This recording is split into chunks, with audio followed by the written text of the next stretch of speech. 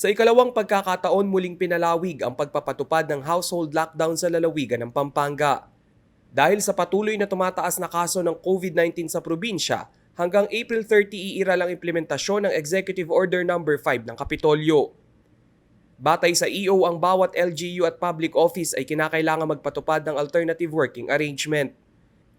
Ito'y maaaring work from home, skeletal workforce o hindi naman kaya ay 4-day work week.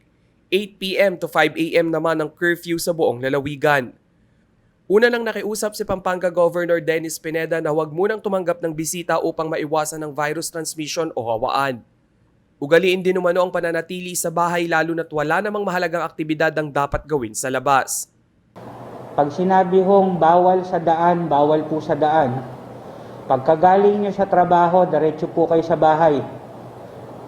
Nililinaw ko lang po, hindi ho dahilan na dahil hindi kayo pasok sa mga edad, pwede na kayo sa kalye para makipagkwentuhan.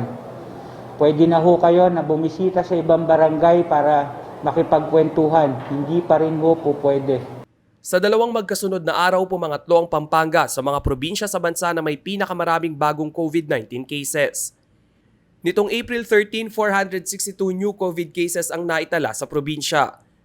Nang sumunod na araw, April 14, 307 na bagong kaso ang naidagdag sa talaan ng lalawigan.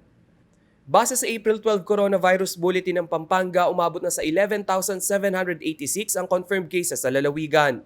2,592 sa bilang ay active cases. Rainiel Pawid, CLTV News.